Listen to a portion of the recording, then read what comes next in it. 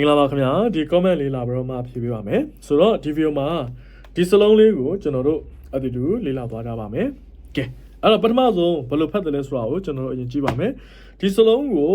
เหตุผลဆိုပြီးတော့မှအတန်ထွက်ပါရဲ့ဘာလို့เหตุผลလို့ဖတ်တယ်လဲဆိုတာကိုအသေးစိတ်ကြည့်ကြည့်ပါမယ်ကဲဟုတ်ပြီအဲ့တော့ကဲဒီမှာစကြောင်းသုံးကြောင်းကျွန်တော်တို့ခွဲထားပါတယ်အပေါ်ဆုံးအကြောင်းမှာအပြာရောင်နဲ့ဖော်ပြတာအပြာရောင်နဲ့ဖော်ပြလာတဲ့အပိုင်းဒီအဓိပ္ပာယ်ဖြစ်ပါတယ်အဓိပ္ပာယ်ကအကြောင်းပြချက်ပါတပ်ပုံကိုကြည့်ပါတပ်ပုံဒီကျွန်တော်မျိုးလေးကျွန်တော်တို့ပေါင်းပါတယ်ဟောအေတော်ဥဆိုပြီးတော့မှပေါင်းထားပါတယ်ဟုတ်ပြီဒုတိယတစ်လုံးဒီဖော်ဂျားထဲမှာဆရာအိုရှိပါနော်ဆရာအိုပျောက်နေပါတယ်ဟုတ်ပြီဖော်အိုလောဆိုပြီးတော့မှပေါင်းထားပါတယ်ကျွန်တော်နှစ်ခွန်းထွက်ရတာဖြစ်တယ်ကဲအဲ့တော့ပထမတစ်လုံးရဲ့အတန်ထွက်ကိုကြည့်မယ်သုံးချောင်းမြောက်ကိုကြည့်ပါမယ်အတန်ထွက်ကိုအစင်းအောင်နဲ့အောက်ဆုံးမှာဖော်ပြထားတယ်အတန်ထွက်ဒီတဲ့ဟောအေတော်ဟေဆိုပြီးတော့မှထွက်တယ်လို့ဖော်ပြထားတယ်ဘာလို့အဲ့လိုထွက်လဲဆိုရင်ဟောအေတော်ဥထဲမှာစရဥအတန်မထွက်ပါဒီစလုံးဒီစရဥအတန်မထွက်ရတဲ့စလုံးဖြစ်တယ်အဲ့တော့ဘာပဲကြံနေလဲဆိုတော့ဟောအေတော်ဟောကဖြီးဖြစ်တယ်အေကတရာဖြစ်တယ်တော်ကဒီနေရာမှာအသက်ဖြီးအနေနဲ့ပါဝင်တာဖြစ်တယ်အဲ့တော့တော်တာဟူဒီအသက်ဖြီးအနေနဲ့ဆိုရင်သူဒီမဲကွတ်ဒါနဲ့တက်တဲ့အုပ်စုထဲမှာပါဝင်ပါတယ်အဲ့တော့ဒါနဲ့တက်တဲ့အတန်ထွက်ပါတယ်ပေါ့နော်ဒါကြောင့်မလို့ဟောအေတော်ဒီဟောအေတော်နဲ့အတန်ထွက်တူပဲဖြစ်တယ်ဟောအေတော်ဟေ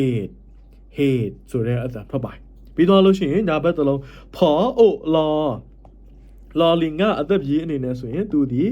မဲကွန်နာနဲ့တက်တဲ့အုပ်စုထဲမှာရှိပါတယ်အဲ့တော့ဖော်အိုလော်ဒီဖော်အိုနော်နဲ့အတန်ထွက်တူပဲဖြစ်တယ်ဖော်အိုနော်ผลဆိုတဲ့အတိုင်းဖော်အိုလော်ผลဆိုတဲ့အတန်ထွက်ပါတယ်အဲ့တော့ပေါင်းလိုက်တဲ့အခါမှာเหตุผลဆိုပြီးတော့မှအတန်ထွက်ပြရမှာဖြစ်တယ်ကဲအဲ့တော့အကြောင်းပြချက်ကိုเหตุผลလို့ပြောပါတယ်တခုတတိထားပါထိုင်းတာထဲမှာအတန်တူအတန်ရှိပါတယ်အဲ့တော့ကျွန်တော်တို့အတန်တူလိုက်တယ်ဆိုရင်ဟောအေဒေါ်ဟစ်လို့ထွက်တယ်ဆိုရင်မှုလို့အဓိပ္ပာယ်ဟာနော်မှုကျွန်တော်တို့အစာဖြစ်စားတဲ့မှုကို hit လို့ပြောပါတယ်အတန်တူနဲ့ပြောပါတယ်ဒီအကြောင်းပြချက်ဆိုတဲ့စကားလုံးကြတော့ hit အတန်ရှင်နဲ့ပြောပါတယ် hit ผลဆိုပြီးတော့မှပြောပါတယ်အကြောင်းပြချက်ဖြစ်ပါတယ်ကဲအဲ့တော့ဒီစလုံးပုံစံမျိုးကျွန်တော်တို့စရဥမထွက်ရတဲ့စလုံးတွေကိုစရဥအတန်ရေးပြီးတော့မှအတန်မထွက်ရတဲ့စလုံးတွေကိုကျွန်တော်တို့နည်းနည်းလေးဆက်ပြီးတော့မှလေ့လာကြည့်ပါမယ်ကဲဟုတ်ပြီခေါင်းစဉ်ကိုကြည့်ပါคำที่มีรูปสระอุแต่ไม่ออกเสียงสระอุ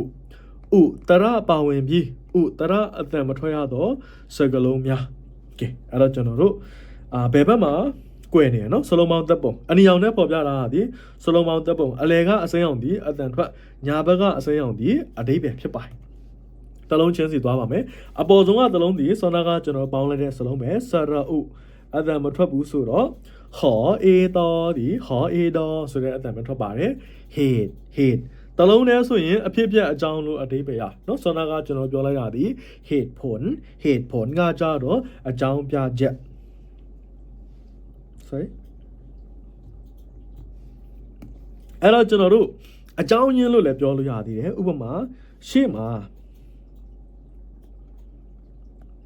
တော်အိုနော်ต้นไม้โทต้นเหตุလို့ပြောတယ်ဆိုရင်ဒါအကြောင်းရင်းလို့အဓိပ္ပာယ်ရပါတယ်နော်ပြီးတော့လို့ရှိရင်နောက်တစ်လုံးဆက်ကြည့်ပါမယ်အတူတူပဲစရ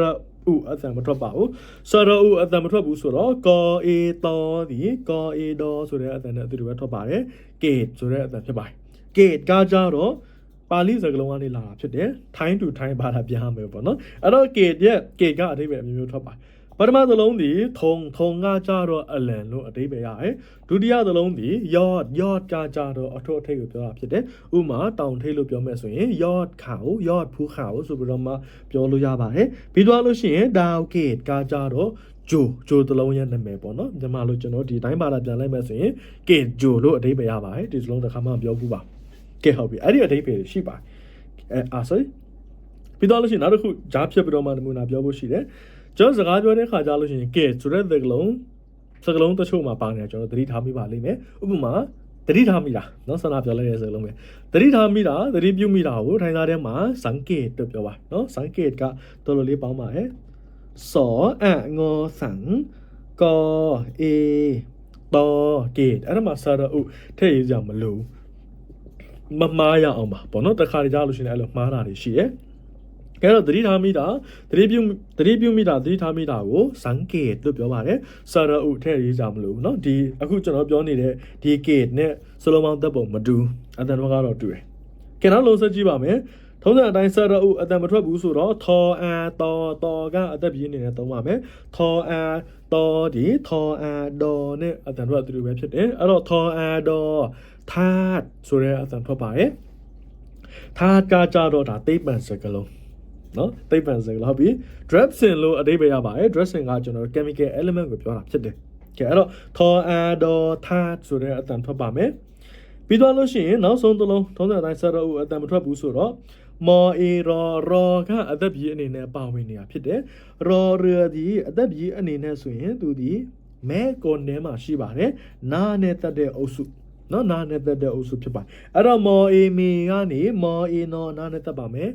နားရှာဖျားထောက်မယ်မင်းဆိုတဲ့အတန်ထွက်ပါတယ်အဲ့တော့မော်အေနော်မင်းကကြတော့မီးတကြိုဆက်ဖြစ်ပါတယ်နော်မင်းလို့ထွက်ပါမယ်ဆိုပါစို့ကျွန်တော်တို့အခုမှထိုင်းသားလေးလာတယ်ဘီနဲ့တရပဲဖက်ဘီနဲ့တရပဲလေးလာရသေးတယ်ဆိုရင်ဒီစလုံးတွေကမှားကျင်စရာဖြစ်နေတဲ့စလုံးတွေဖြစ်တယ်မော်အေမီရောဥရုဆိုပြီးတော့မှကျွန်တော်တို့ဖတ်မိမှာပဲပေါ့နော်အဲ့တော့ဒီစလုံးတွေဒီထိုင်းစာတက်သွားတော့ညာလဲပဲဒီစကလုံးတွေတစ်ခါမှမဖတ်ဘူးတစ်ခါမှမလေးချင်းဘူးတစ်ခါမှမထိတွေ့ဘူးဆိုရင်ကျွန်တော်တို့ပုံမှန်အတိုင်းကျွန်တော်မသိပါဘူးအဲ့တော့တီးခြားတစ်လုံးချင်းစီကျွန်တော်မှားတဲ့စလုံးတွေဖြစ်တယ်ပေါ့နော်အဲ့တော့ကျွန်တော်တို့ဒီအကုန်လုံးအခုခေါင်းစဉ်တွေအတိုင်းပဲစရဥမထွက်တဲ့စရဥအတန်မထွက်တဲ့စလုံးတွေရှိမယ်စရဣ